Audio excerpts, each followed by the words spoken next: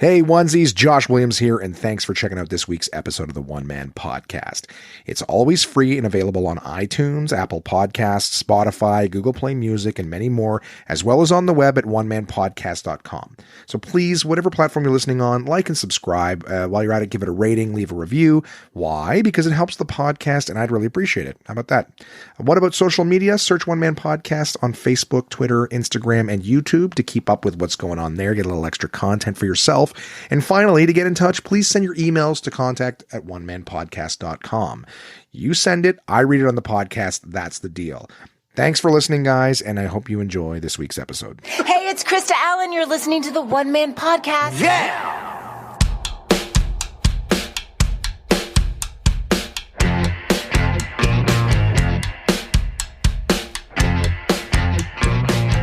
Hey, it's Josh Williams, and welcome to the One Man Podcast, episode number 126 for Wednesday, October 9th, 2019. How's it going, onesies? How is your day going? How's your week? How is everything about you inside and out? Need the deets. Need your personal Wikipedia page. Guys, this week I will be telling you about... I saw the movie Joker, right? Everyone's talking about that. I'm sure you can't go on the internet without that thing popping up here or there. I also had a mani-pedi. Ooh, I'm a fancy bitch. I took care of myself in that regard. I also went to a headline of the shows in Thunder Bay. I got some funny little stories from that about the flights, the travel. I've been watching a show on Netflix called Haunting at Hill House. And, yeah, I think, I got some, I got some books and I got some stuff to read for you guys later on. That's going to be it. We're going to do this episode. I am recording. This is my second episode I'm recording today. And as always, I'm recording on Tuesday, day before this comes out for you guys. I posted an alternate episode for 125 and I explain all that. So feel free to take a listen to that one if you like. And so let's just dive right into it. So last week, I was doing the very last of an activation for the Canadian Blood Services. One more time, Canada needs blood. So any of my listeners in Canada, if you want to donate, just call 1-888-2-DONATE, or download the Give Blood app. And, you can donate some of your time and your plasma, your blood. I know it's a lot to ask. I don't make anything. It's not like I get referrals or anything like that. It's just, God forbid any of us one day needs it. So that's my CBS, my Canadian Blood Services plug for you guys. They didn't ask me to do that. It's just after working with them for a few days and seeing how many people do not want to do it. Like I used to think that they had a reasonable amount of donors, but a lot of people are like, I'm afraid of needles. I'm like, you have 15 tattoos on you. You know what I mean? Like people are fucking whatever. Every episode I complain about how bad people are. They're not bad. They're just fucked up priorities. I'm yelling at you guys 2 minutes into the podcast. My listeners are good people. I know you guys are good people. You just, all of us are like everybody else. You guys call me on my shit when I fucking, when I go against what I say. And you know what? You all do it too. So go fuck yourselves.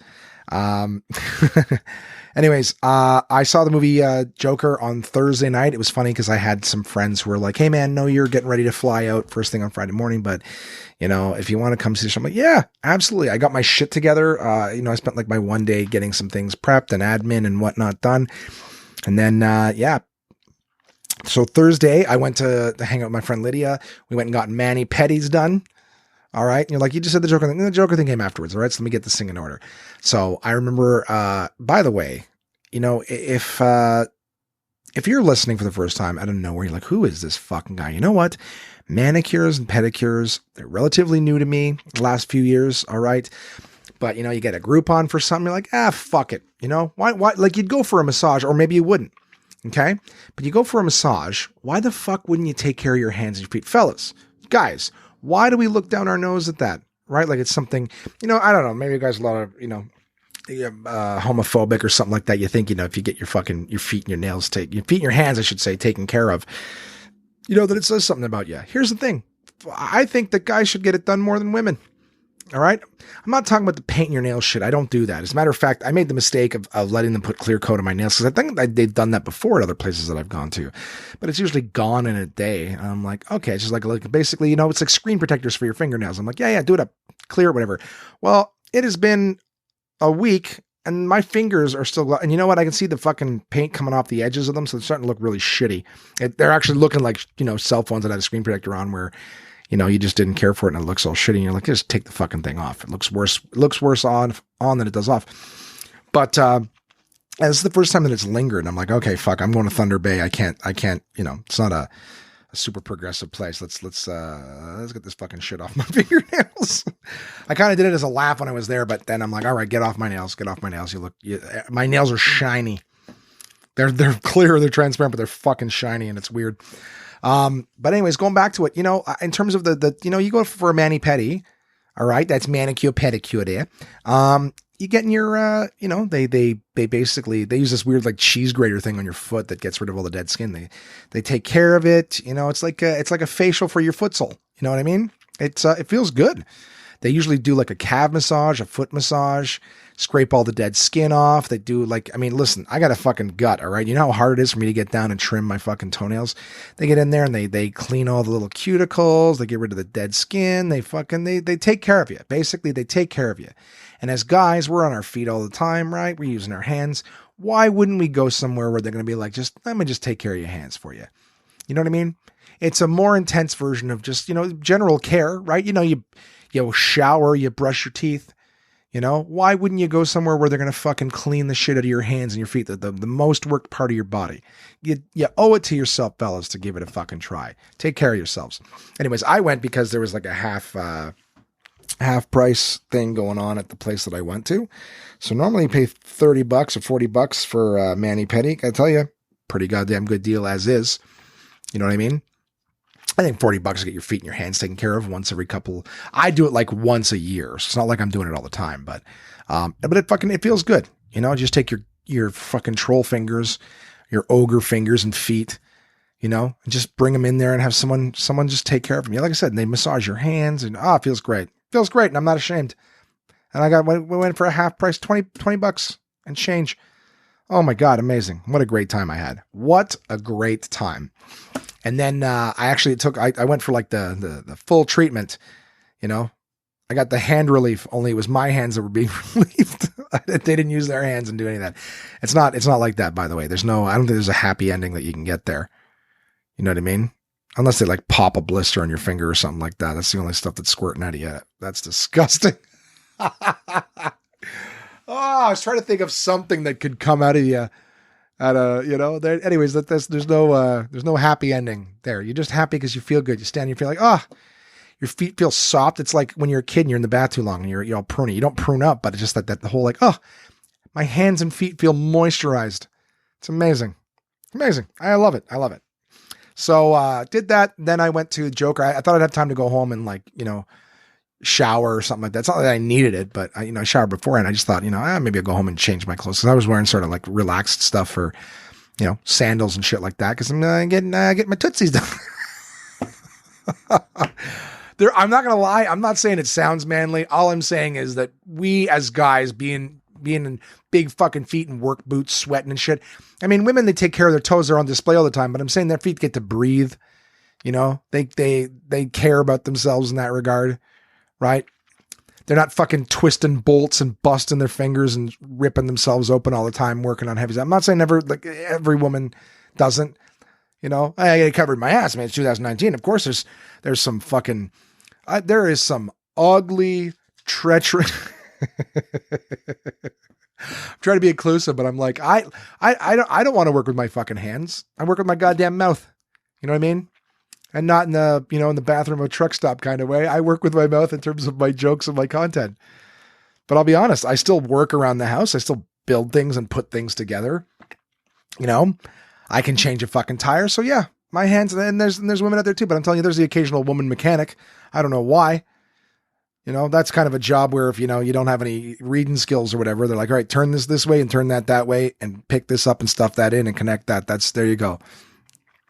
You got to do a job where you pull something down and grease covers your face. All right, there you go. But all I'm saying is everybody deserves, even those guys, your hands are covered in motor oil and grease all the time. Why wouldn't you treat yourself to a goddamn manicure every now and again? Go there, have them fucking shave off the dead shit on your fingers, put some oils in there, push them cuticles back, huh? Less stuff to get snagged on a fucking a nut thread or something. I don't know. What could your finger, just your cuticles get snagged on? All right. Anyways, full advocate of mani-pedis for the fellas. All right. Strong enough for a man, but made for a woman. Go get a mani-pedi, you fucking animal. Get it done every now and again. You know, your woman will want to hold your hand. Oh my God, your hands. He works with his hands, but he takes, that's the thing, right? Maybe women will notice that. Your big gruff beer belly hanging out, but when they hold your hand, they're like, it doesn't feel like I'm holding hands with a fucking cinder block, you know? Calloused old fucker. You know, you can still have big fingers, but well taken care of. Anyways, I think I've made my points, the points that I care to make. All right. So that's what I did. And then I went to see Joker. Joker was, it was good. I enjoyed it. I got to say, it's probably the best DC movie I've ever seen. Like The Dark Knight was good with the original Joker there, Heath Ledger, original, like the 97th Joker. But with that Joker, he was really good. He was a game changing Joker, let's say. And then what's his face? Jared Leto tried to follow it. Garbage Joker. Garbage. And then, yeah, the story was good. I'm not gonna give any spoilers. Joaquin Phoenix did a great job. And it's like, there's times in the movie where you're like, could he, like, can I see him as the Joker? And, you know, there's great things. There's great explanations for why he has a maniacal laugh. Good movie. There are parts where it drags on, I'd say needlessly, but maybe it's one of those things where I'm like, maybe there's something to it that just went over my head. And that's another thing too. I don't feel like I'm the be all and end all, like I get everything. I like movies where, you know, makes you work a little bit, but you know, it's not like you have to watch it. Like if you have to watch a YouTube video where the director is like, well, here's what I was trying to say, dude, motherfucker, go say it in your movie. You know, why do I have to do a bunch of research afterwards to figure out what the fuck you were trying to say in a goddamn comic book movie? It was well done. Well done. Joaquin Phoenix was amazing. It was written and directed by Todd Phillips. He was written with someone else, but Todd Phillips, the guy who wrote Road Trip. I don't know if he wrote all these, but he definitely directed. He directed Road Trip. He directed Old School. He directed the Hangover movies. So this is a guy who comes from comedy background, and he does a dark, and I wouldn't even say this is a comedy. You know, he comes from, and then he's doing this dark fucking, I would say, drama piece movie. Great movie. It's more of a, I want to say, when you're watching it, it's not like it's great, as it's constantly action packed and every scene's amazing. It's a really interesting mental piece to just watch a psyche change and things like that. Great movie. Has elements from all sorts of different movies in it, nods to other things that you can see. Some people like calling it out, like, oh, it's already been done, blah, blah, blah. The director made mention well in advance that there's nods to these things, just like Jordan Peele did in Get Out, where he was nodding to like Rosemary's Baby and Texas Chainsaw at moments, and Halloween. I don't know if it's a Texas Chainsaw story, but Halloween was the one I was going for, where at the very beginning, it's the street with all the trees and the hedges. Looks very, you know, reminiscent of the parts in Halloween. So, yeah, good movie. Go see it. There you go. Joker. What else we got here? Thunder Bay.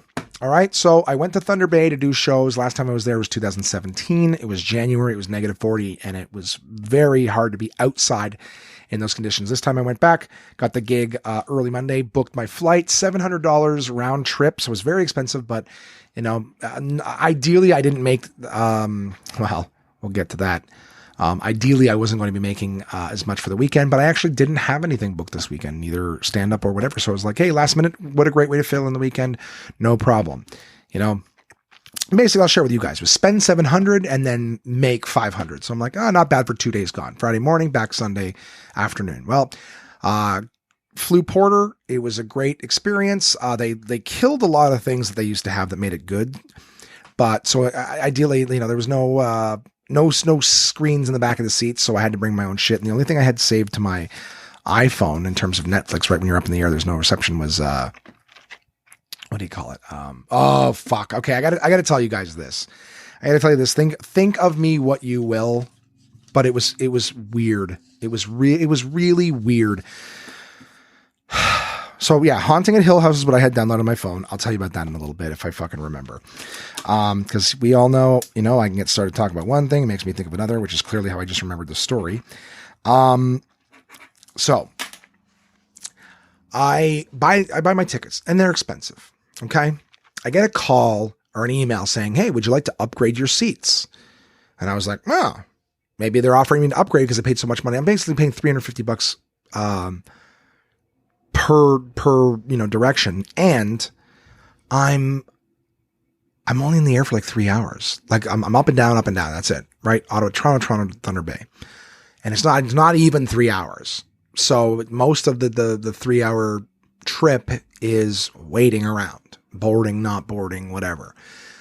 So I get this email saying, would you like to upgrade? Hey Josh, we just noticed that, would you like an upgrade? And I was like, oh, that's amazing. It's only $20 more for the seats at the front, but I'm like, okay, well, maybe they're offering me a free upgrade. I know that airlines do that. I noticed that the plane wasn't overly sold. There was a lot of space remaining on it when I bought my tickets. I would say over 50% on both flights. But I was like, yeah, I'll grab this and, maybe they're offering me a free upgrade. But I couldn't figure out how to do it. I click on the upgrade now and whatever, and it's not letting me do anything. So I call them and say, hey, like I got an email saying, hey, would you like to upgrade? I go, but I don't know where the thing is. So where do I upgrade? And they're like, oh, well, you can buy a $20 seat upgrade. I'm like, yeah, I could do that when I bought the flight in the first place. When I bought the seat in the first place, I had the option to upgrade. I chose not to. They're like, yeah, well, we just want to let you know that you can do that. I'm like, take me off. I don't want that. I go, I'm an adult. I bought the seat I wanted to buy in the first place. I'm already spending so much money. I don't want you to email me and tell me, I'm like, are you going to email me again and tell me I could buy a checked bag? I didn't do that either. Don't fucking bother me. I don't like that at all. I go, it's expensive enough. And the fact that you're going to spam me and tell me I can pay you more money, go fuck yourself. So I get to the airport. And I wanted to ask the people, I go, hey, do you guys ever do that free upgrade thing? I noticed there was a lot of seats in the front that were still available, a lot of the $20 more, and they're like, yeah, we don't really do that. We don't really upgrade people. And I go, why not? I thought, makes people feel good. And they're like, nah, we don't really do it. And then they go, to be honest with you, the seats are exactly the same on all the flights. There's no difference in the seats. And I go, then why do some at the front cost $20 more? And they're like, well, a couple of them are like emergency exits. So you have like a little bit of more legroom. A couple of them, not all of them. Not all of them. So I'm like, okay, fine. Just tell me where the porter lounge is. And they go, oh, it's not here anymore. Like, what do you mean it's not here anymore? They're like, yeah, well, we upgrade, we move people forward for free now. So like if you're on a, let's say you're waiting for a 1 p.m. flight and there's one at 10 a.m., we don't need places for you to wait around because, we just move you to a sooner flight, which I later found out is not true. So they're like, yeah, so we don't have there's no point in using, for the lounge because we don't have people waiting around anymore. And I go, all right, I get that. You're not going to pay for real estate. You're not using, but it turned out that wasn't true, at least according to like several other porter people that I spoke to since. So I'm like, okay, so no porter lounge and no upgrade. So anyways, I go to get on the plane and they, I'm the first one boarded on and they're like, actually, sir, we upgraded you to one of the seats. I'm like, oh, well, thank you. I appreciate that. They're like, no worries. We thought we'd take care of you. I get on the plane. And this is where I might sound like an asshole. I'm gonna need you to stick with me on this one. Okay? I'm gonna need you to, guys. It's a story I told while I was on stage in Thunder Bay too. So I get on I'm walking down the hallway. I'm the very first person. I'm thinking, wow, never been the first one on the plane before. I'm not gonna get stuck behind people trying to put my bags in whatever. And I got upgraded. And you know what? This is, this big expenditure is starting to feel a little bit better. I get on the plane. There's already people on it, I guess, and it's the accessibility seating. I'm like, oh, okay. And I go to find my seat, and I'm sitting next to a person who is blind. Because I've learned through many sensitivity trainings, not like court order or anything, the way I am. I'm a good person. I love everybody. But I've had to do all sorts of things for, marketing and whatnot, where they're like, yeah, when you see a person with a disability, you always see the person first. You don't say blind person because that means you see the disability first. You say, no, a person who is blind. And in my head, and I will share publicly with you, I understand the logic behind the statement. I don't see how it changes anything. What people say and how they act are two very different things. So saying, oh, this person is blind next to me.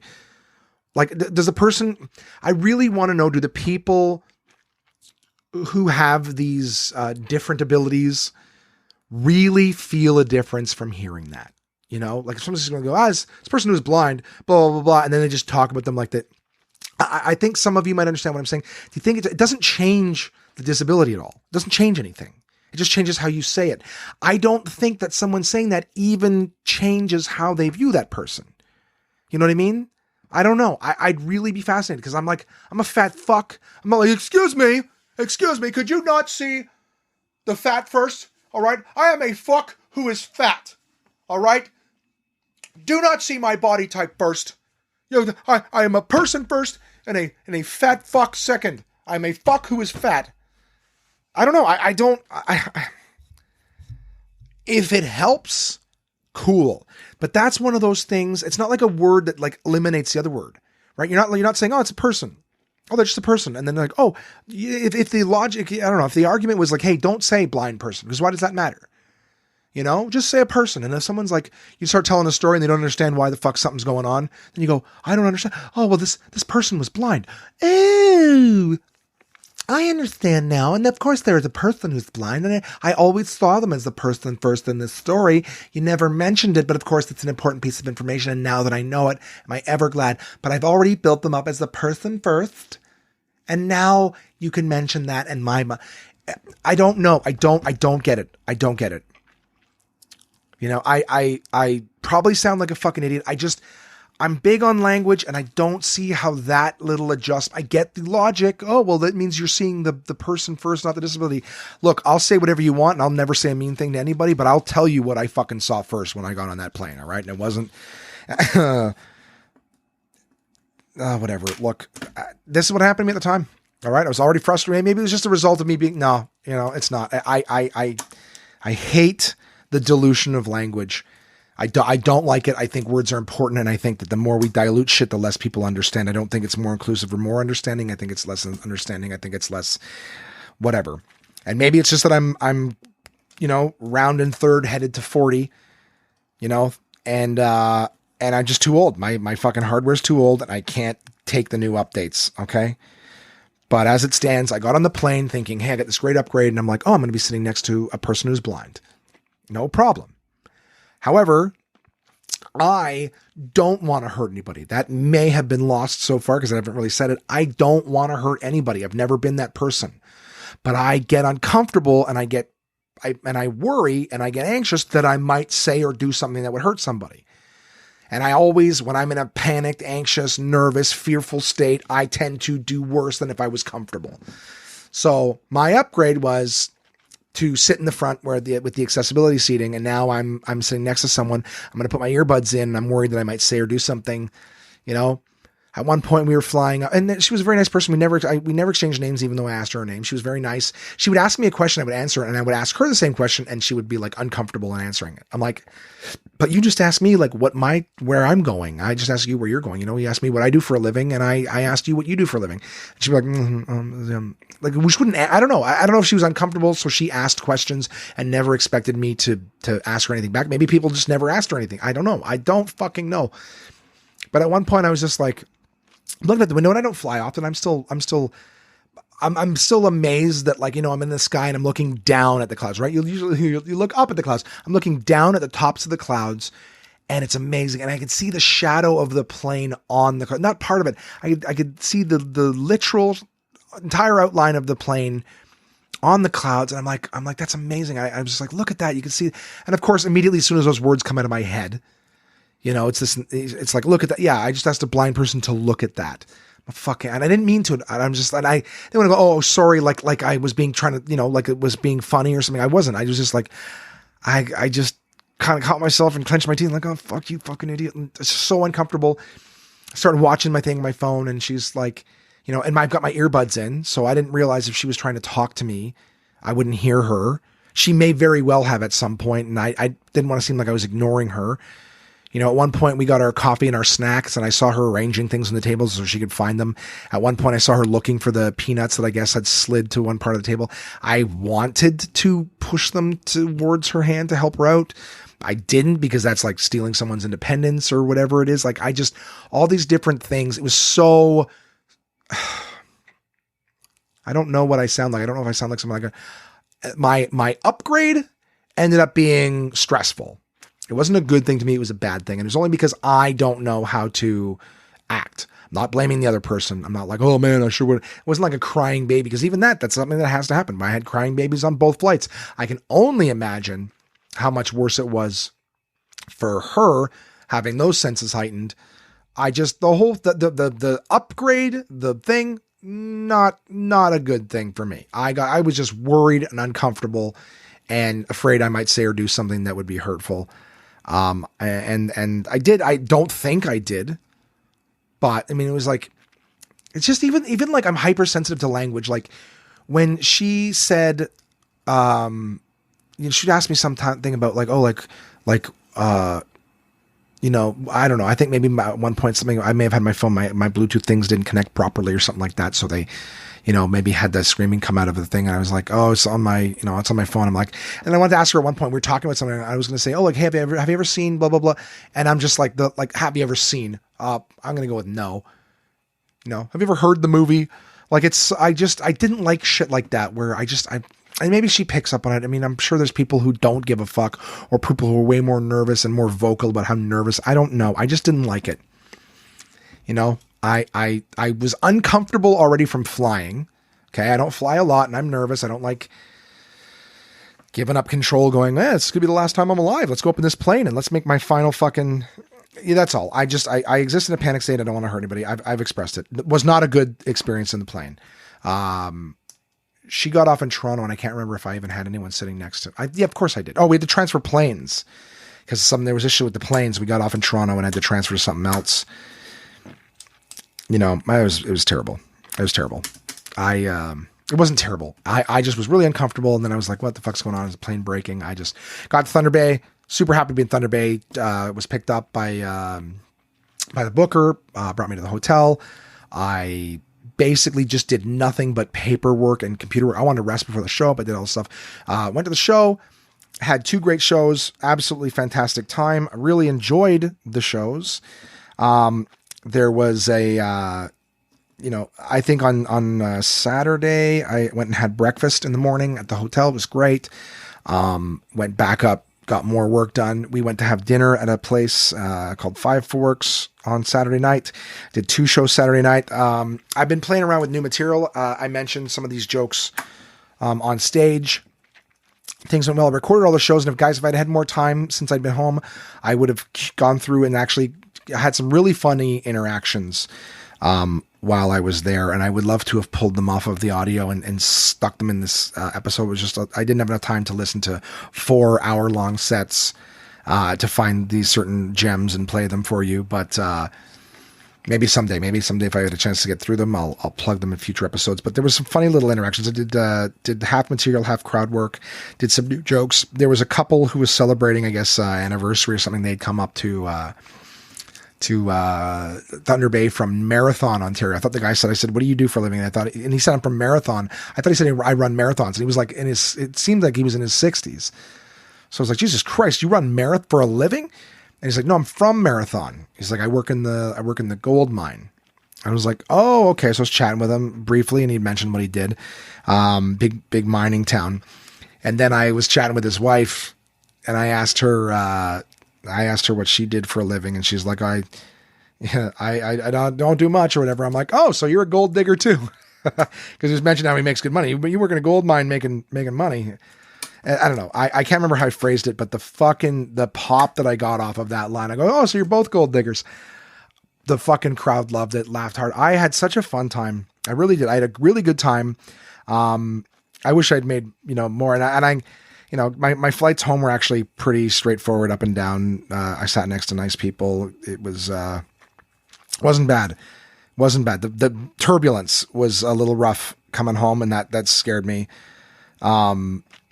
I got to throw this out here, guys. I got to throw it out here because it's stressing me out. It has been stressing me out ever since. Gigs were over Saturday night. I set up. I fucking shouldn't have done this. I was trying to be nice to the booker. He was basically picking me up and dropping me off for the shows and stuff and picked me up from the airport. I set up a shuttle to save him from having to come in. He lives out of town, to come in and take me to the airport. To save him some trouble. So I chatted with him at the end of the shows on Saturday night. And I said, yeah, hey, he's going to take me. I got the hotel to take me, so you don't have to do that. He's like, great. I will send you an e-transfer for your pay. I got to tell you guys, nothing is more fucking stressful, I think, to anybody working, especially out of town where you're not going to see the person again, than, hey, yeah, I'll send you an e-transfer. because I'm leaving and I don't have my money. And let's just say that at the time of this recording, that is still the case. I have communicated since, and I've received no responses. So, sorry for all the lip smacking. I'm still in my aligners, waiting for new ones. So I'll be wearing these ones. These ones are nice and loose on there. They got the teeth right where they want them. So they kind of just slide in and off when I chat. And I apologize for all the sounds. But yeah, I've sent messages. And where communication, I never went 1 or 2 more minutes without hearing from them while we were, there in town and everything. I'm now more than 24 hours since my last message. Not since my last message. I communicated with Sunday night when I got home, and it was like, great, glad to know you're home. And then the next day I asked for the transfer. Nothing. More than 24 hours, no response. I have asked again today, and it's been several hours since that message, no response. So this can happen in my industry, where you work, you don't get paid. I've had people not pay me for a few days afterwards, and I kind of had to say, hey, like, what's going on here? And they communicated, and they always had an excuse or something like that, but they communicated. At this point, I've been ghosted, and I'm pretty far from it. It's not much I can do. I can't just, head down there and say, hey, where's my money? So I was worried. I was apprehensive. My fears and concerns have seemingly been way more than confirmed at this point. So that's something that happens in my industry. And the thing is too, I had communicated when he was asking me to come down, where, what the flights were costing and everything like that. So he's aware of how much I spent. And, so I'm trying to give a little bit of benefit of the doubt that maybe it's just tough and he's putting the funds together and doesn't want to communicate right now. I'm trying to really be naive and think, oh, well, maybe he's just not in cell phone reception or something for some reason right now. So I'm keeping hope alive, but it feels like I just took a really big hit. So it's not just that I gave a weekend and worked and didn't get paid. It's the amount of my own personal money I had to put out up front to book those flights and to go there. So it's not looking good. It's looking like I just took a huge fucking hit. Anyways, but that's something that you get in this industry, and I've never, well, I don't think I've ever not been paid. I think I've had to fight and really hunt down the money. So stay tuned next week, I guess, and I'll let you know how it plays out. But I'll tell you, it's really heavy on me right now. Really, really heavy on me because I've got a lot of other stuff. Whatever. I mean, you know what? I don't mind being forward about it, but maybe a lot of people will just listen to it like I'm not looking for anything from anybody. I'm not looking for charity or anything. I'm just saying that's a lot of money to not get back. You know what I mean? So, yeah. So we'll see what happens. I've got a lot of like my marketing gigs and stuff that I've done, but a lot of those balls are still up in the air too. So, I kind of haven't really received any revenue for like the last 2-3 weeks. And I know you guys with steady paychecks, you're like, yeah, I never get, email for Tuesday. At least it's coming and the schedule with all these different companies. You're working with different marketing. That's basically, for one of the activations, I spent the first day I was in Thunder Bay at the hotel, just communicating with several departments going, hey, how do we submit our shit for this? So, basically, I'm waiting on a lot of money at this point, but the old bill collectors, they don't give a shit.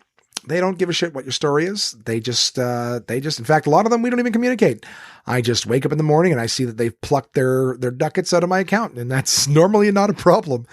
But, right now, Jesus, it's a little fucking tight. That's all I got to say. So,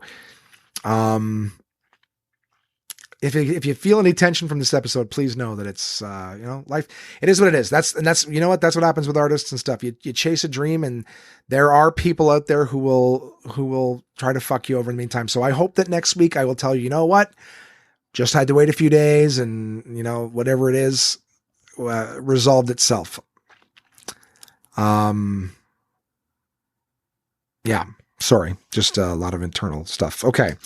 So I've been watching House, the Haunting at House on the Hill or whatever. It's a Netflix series. I think it came out last year. Normally I'll watch the scary shit or whatever when it first comes out. But, yeah, just something I put on the phone. I think I tried something else came out and I looked at it and it got shitty reviews, but then like I jumped on Rotten Tomatoes to see what the percentages were. And then I saw like, if you like that, you would also like the Hill House one, because everyone was saying that was good. And that one got much, higher ratings. It's freaky. It's creepy. A lot of just jump scares. The story's not horrible, but it's not amazing either. I'm still, halfway through it. So I'm watching that. I think I watched one episode of season 9 of The Walking Dead last night too. And to be honest, it's kind of just more of the same. I'm not enjoying. I think I'm out on Walking Dead. I might watch a couple more episodes to see if it gets me, but I kind of don't give a shit. I know that season 10 started on Sunday. 10 seasons. We'll see if they can make it worth watching. Rick's got fucking short hair. Looks like an idiot. Yeah, there's my review. But House on the Hill is cool. It's about a family that lived there, and the things that they went through. There's the mother, the father, and 5 kids, and every episode so far seems to be like what each kid went through. The weird thing about the show is that each one of them seems to have some sort of supernatural power, whether it's like, oh, you know what I watched? It took me several days too, because I'd watched little parts of it, was Glass. Piece of shit fucking movie that was. That's the follow-up to Split. The one with James McAvoy. James McAvoy kills it. Absolutely kills. The range of acting on a moment's notice too. This guy's switching characters in seconds. Really impressive. Really, really, really impressive. James McAvoy wasted on that movie. Split was much better. Glass was so fucking stupid. I won't spoil it. Just dumb. Watch it. Hey, you know what? It's an M. Night Shyamalan movie. So what was I expecting? But it is what it is. I wanted to mention too, sorry, actually on Sunday morning before I caught my shuttle to the airport, I actually was having breakfast in the restaurant again. And a guy comes up to me and he goes, but he said some little joke. And I'll be honest, all my brain was thinking is like, this guy's coming up in my peripheral vision, right up to my side, says something. And I'm like, oh, haha, like, and I kind of laugh it off. He goes, I was the miner from Marathon at the show last night. I was like, oh, thank God. I go, hey man, how are you? Did you have a good time? It was cool. We chatted, we sat down and we sort of chatted over breakfast too, because he was a nice guy, and him, like I said, him and his wife were up. He's like, she's still sleeping, but man, did we both have a great time at your show last night. It was amazing. And he was telling me all about, being a miner in Marathon and how he's been there for years, never thought he would get into that industry, but he was telling me stories about, them digging and looking for stuff and what year something was prospected and how gold sort of flows downwards. So like we found the spot over here and they didn't realize the whole time it was over there. And sometimes it takes years. And then finally they found, like just a few years ago, they finally found the gold that they've been looking for from like 60s or 70s. Like a company will invest that long and just keep looking and they're finding little evidence of it and they keep going. It was pretty cool. And how wide they dig the tunnels and how deep it goes and how they have like fuel stations underground to fill up equipment and stuff like that. And they have lunch rooms down underground. It was interesting. It was very, very interesting. So I just wanted to mention that part too. It was kind of cool to run into him after the show and just talk to him like a person, but we chatted for some time over breakfast. It was really cool. Haunting at a House on the Hill. Take a look at that show. I watched a little bit of it here and there. I enjoy it. Got a little, I think like Avengers-y. I'm trying to think of what show I was watching. Oh yeah, I was talking about Glass and Split and all these different things. So yeah, James McAvoy wasted on that movie.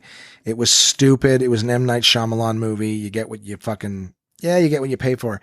That guy does not know how to write a fucking movie to save his life. He can write it's like Stephen King. He can write a good story, can't write an ending. And I think even the way he thinks his endings are going to like, so it's supposed to be like a 3-parter, Unbreakable, Split, and then Glass. Garbage. All of them garbage. And I think, I don't know. Watch it. It's on Crave right now is where I watched it. But, there is better. And there's a lot of holes in that fucking story. But take a peek at that. And I was just going to say in the House on the Hill or whatever, Haunting at House on the Hill, the kids all seem to have some sort of power, whether it be premonition or that's what made me think of that is that one of the daughters, like if she touches something, she can see its history or whatever, or what happened on it or whatever. And kind of like Bruce Willis's character in Unbreakable. And, and in glass where if he touches someone, he can see their past and what they did and shit like that. One of the daughters has that in there. That's like, oh, look at all this stuff coming together for me. Whatever. That was my fucking week so far. Okay. All right. That's my week. I got a lot on my fucking mind here, guys. So, yeah, with no further ado, let's move right on to the partners, huh? My partners at Portable Press. Oh, come on. Why is this not working? I've got you plugged in. I've got because it's turned on to 0. Oh my God, this just happened in the last episode. I had to figure it out and alter it. So let's try that again. My partners at Portable Press. Oh, there's a toilet.com. Uncle John's bathroom reader. And this week I decided to pull one from Nature Calls. I had to see a lot of nature flying over it this week. And the books that I read from my other partners will be coming up shortly. Might make a little bit of sense to you once we get there. But I picked an article called Animal Organs You Don't Have. Huh? So, you smug human you. You can talk, walk upright, read books, and philosophize. But compared to these animals and their specialized organs, you're nothing. Well, that's kind of, start me with an egg here book. Make me feel shitty about myself before I even start reading. Sharks are super sensitive to electrical fields. When small fish or mammals move, breathe, or swim near a shark, the fish release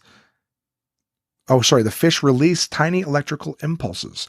By using specialized sense organs around its snout and mouth called ampullae of Lorenzini, for Stefano Lorenzini, the scientist who discovered them in the 1600s, sharks can sense the smaller creatures, whether they can actually see the fish or not. When that happens, bon appetit. It sounds like a fucking art show. Are you going to see the ampullae of Lorenzini? Okay, so there's sharks. Yeah, they got their little fucking, I guess, electrical fields. They got, what do you call it? What is with my brain this week? Electrical field detectors? How do you detect that shit? What's the name for it? It's not radar. It's not sonar. Who cares? All right, I've already lost interest.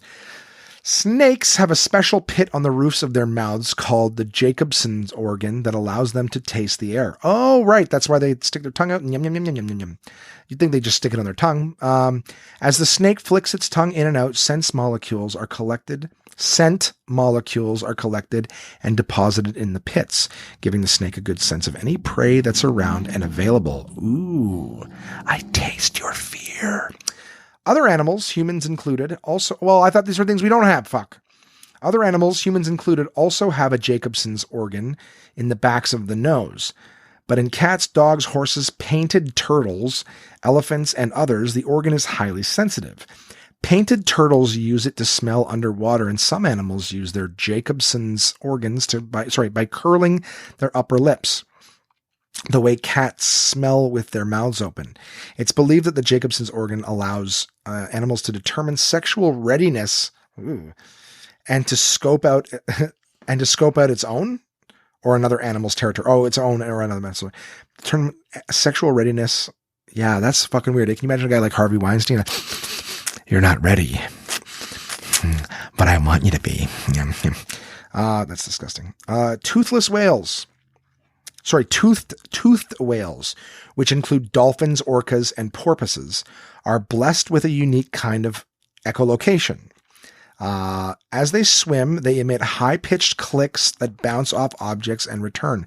This helps the creature determine what it's sharing its water with, including the other animal's size, texture, and edibility. That's interesting. Texture. And edibility. Edibility? How can you tell it's edibility? Based on size? This ability is made possible by a special fat-filled organ called a melon. Melon, it's M-E-L-O-N. Melon, located in the whale's forehead. The clicks return through the melon. Yeah, maybe that's why they call it your melon. Hey, watch your fucking melon there. My melon, sir. It's the melon. Located in the whale's forehead. The clicks return through the melon to the animal's jaw and then continue onto its brain. So that, guys, a little bit of information, right? Organs you don't have from my partners at portablepress.com. Uncle John's Bathroom Reader. Nature Calls. I think next week there's another article. That one wasn't as good as I thought. I didn't even pre-read it. I'm like, you know what? Oh, I like that idea. There's one called Top 7 Animal Body Parts We'd Like to Have, which I figured ones we don't have might have been the same thing, but maybe ones we'd like to have. So maybe I'll read that one next week. Let me know if you're interested, all right? It all lays on you guys, right? You're the ones that I ask. So, Absolute Comedy, I got some weeks coming up. I got a week in November, hosting in Ottawa. I'm switching a week in Kingston hosting. And then, of course, in January, headlining in Kingston the week before I headline my home club in Ottawa for my album taping.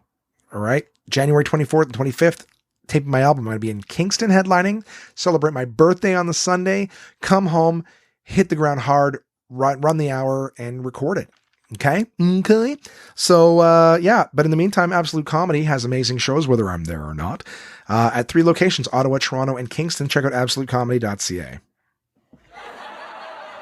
Absolute Comedy is the best live stand-up comedy from across North America, with locations in Kingston, Toronto, and Ottawa, Ontario.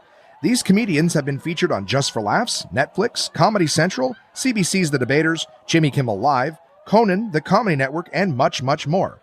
Go to absolutecomedy.ca to see this week's lineup. Planning a night out is easy with dinner and show packages available at all locations. Live comedy is a great choice if you're organizing a celebration, fundraiser, company outing, or corporate event. Want the show brought to you? They'll send comedians to your venue with performances tailored to your event, creating a night of laughs your guests will love and won't soon forget. So for showtimes, ticket prices, gift certificates, special shows, and more, head to absolutecomedy.ca. Again, that's absolutecomedy.ca for the best live stand-up comedy from across North America. And we're back. Did I forget anybody? Did I? Did I forget anyone? Of course not. My partner's at DK. Guys, sorry, this is my little note sheet there. Dorling Kindersley, right? So dk.com for my US listeners, add a slash and a CA at the end for my Canadian listeners, or just Google DK Books. And this week, I got another great book from the Smithsonian. It's called Explorers, guys. Amazing Tales of the World's Greatest Adventurers. And it's got a foreword in it from Barbara Hillary, who is also an explorer. Okay. And I'll tell you just a little bit about her in a bit. So let me just read the back to you, because I'm going to give it broad strokes. It's such a cool, which DK books aren't cool, right? So this one says, venture into steamy jungles in search of lost temples, fight off frostbite in the Arctic, and blast off into space. Explorers looks at the amazing stories of more than 50 adventurers. Meet Jean Barret, who traveled around the world disguised as a man. Esteban Dorantes, a shipwrecked slave who made it the whole way across the American South. And Barbara Hillary, who trekked to the North Pole at the age of 75. Get ready to take a leap into the unknown. Yeah, this Barbara Hillary woman. This is incredible. Trekked to the North at fucking 75. Imagine that. Everything hurts right now. I don't want to walk to the goddamn store.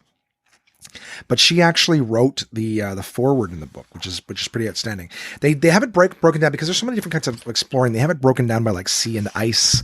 Let me see how I can just, rather than find the context. They do it by sea and ice. They do land. They do air and space. Really cool book. It's not done. The artwork in it is incredible.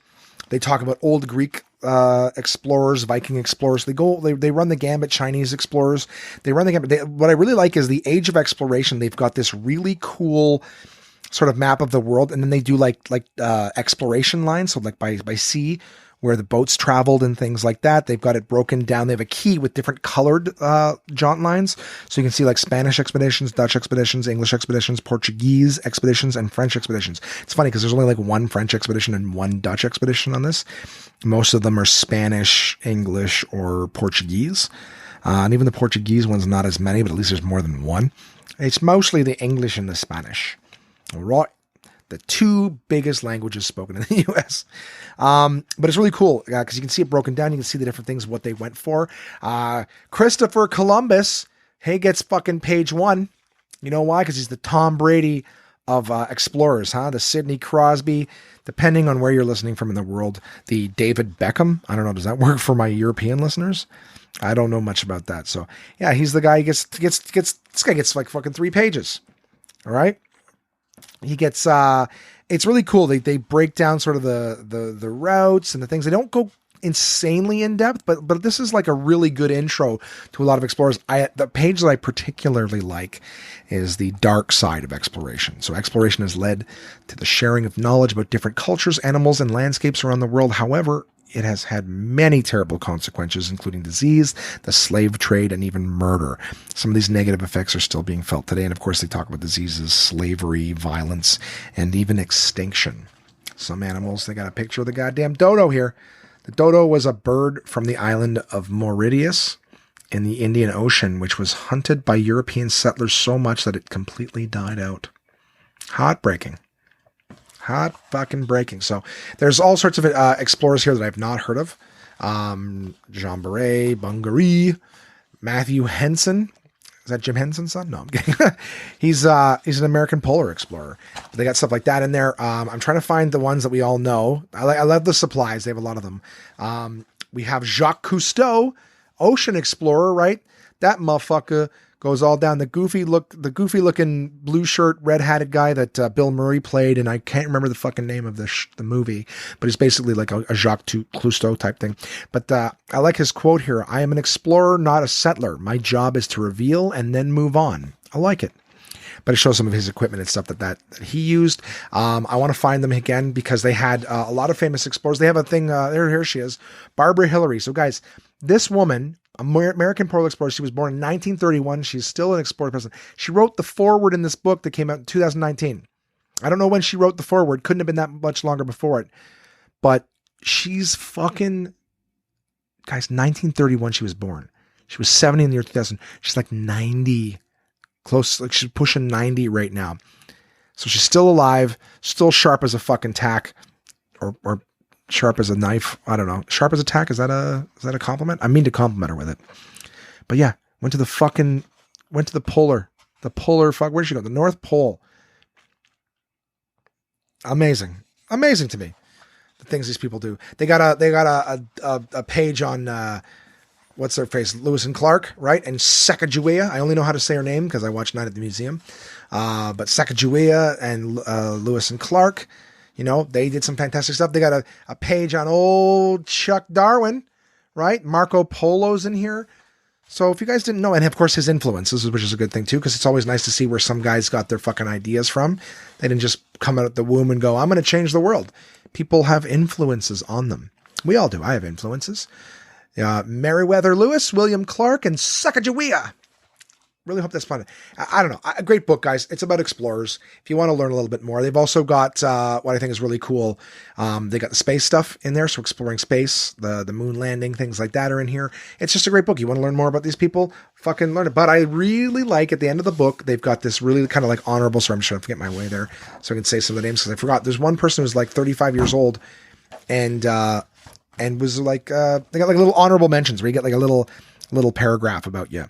But where is she? She's on the next page. A lot of people here. There's about 16. Is there just the 2 pages of them? Yeah, 16 times 2. Laura Decker from 1995, all right, to present. When she was just 14, this Dutch sailor announced her plan to become the youngest person ever to circumnavigate the globe alone. She achieved her dream just 2 years later, to the amazement of many. I mean, she was 16 fucking years old and she circumnavigated the globe. It doesn't say how she did that. I might look up a little bit more about her.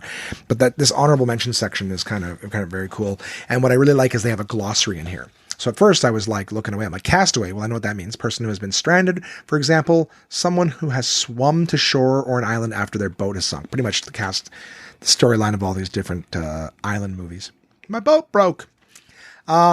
But then they have like something like, cause we all know what that is, right? But then if you look at something like ethnography, study and recording of a particular culture or society, where was another one that I found?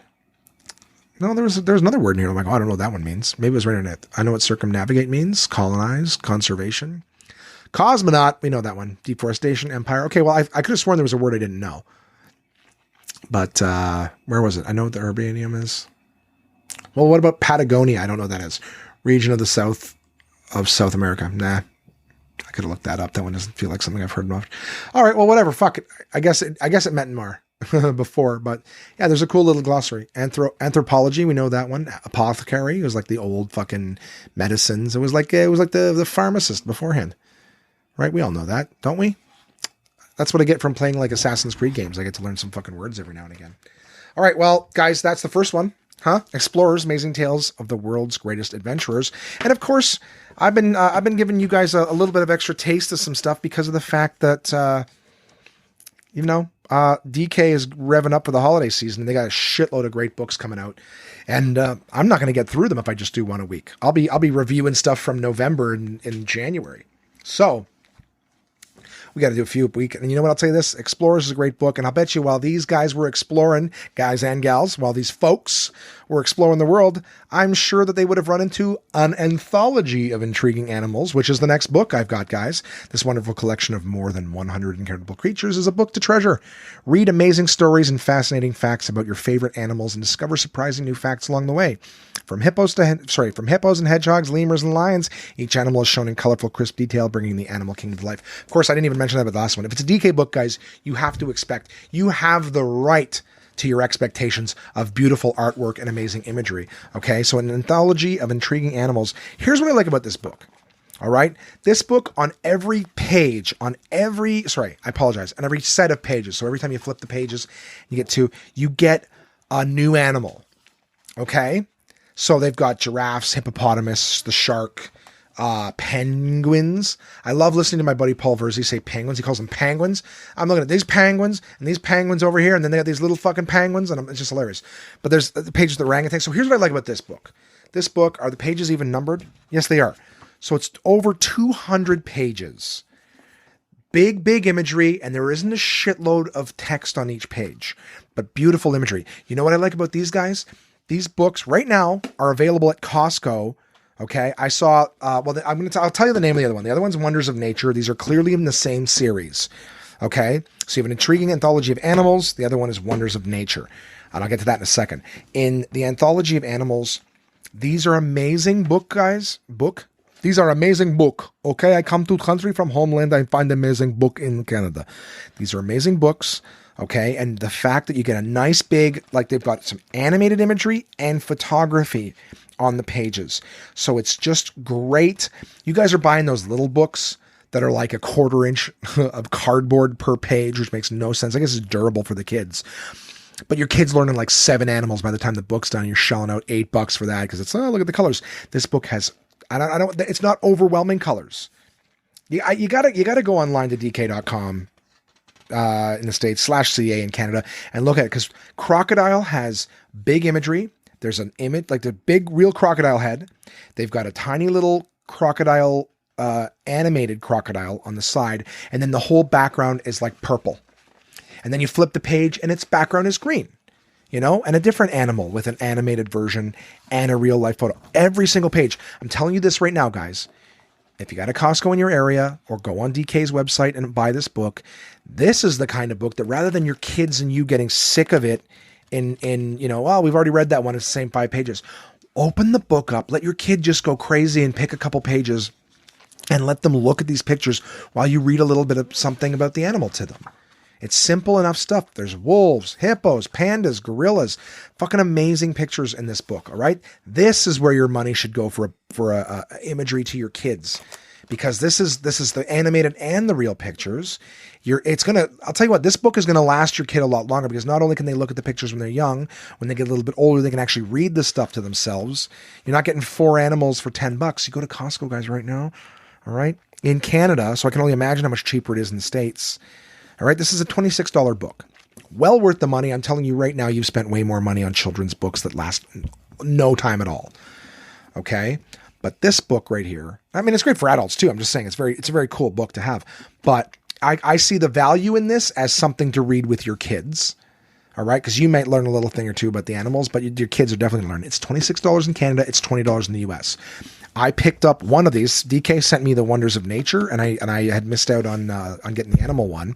I hadn't thought of it at the time. I thought it was it's a kid's book, but I'm like, you know what? I actually had a chance to see the Wonders of Nature when they sent it to me. $14 at Costco. Okay, $26 in Canada. You go to Costco, you get it for $14. I can only imagine it being even cheaper in the States. So, or anywhere else in the world, guys. Just do your thing. Pick it up. That is the Anthology of Intriguing Animals, and then you know what? It's exact. Well, not exact. It is a very identical thing of Wonders of Nature. So explorers must have come across all kinds of intriguing animals and wonders of nature. These ones I really like, because you got something like spike moss. in here, which I'd never even heard of. But there's a nice big picture of it. It looks good. There's toadstools. That is super cool to see what a toadstool looks like, because I've never actually seen the red and white dotted toadstools like they have in the Mushroom Kingdom. What amber looks like. All right, and they've got a nice big piece of amber here with a mosquito inside it. What's that calling back to, huh? Jurassic Park, we know that. There's fossils, marble, sandstone. So this one here is not just... they have corundum, ruby and sapphire, stuff like that. So this one's not just about like animals. You can find the man of war in this, which is a type of jellyfish. And looking inside it to see all the different little coils and stingers and stuff it has. There's the explanation of coral in here. There's sponge, different kinds of ant. There are a few different animals, but mostly sea holly and dandelions and sunflowers. Another great book to show your kid. You know what I mean? Let them learn a little something. There's tumbleweed in this. Well, how does a tumbleweed come to be? Huh? There's all sorts of different things, guys. Even maple, right? Maple tree, beautiful. Gum tree, never heard of it.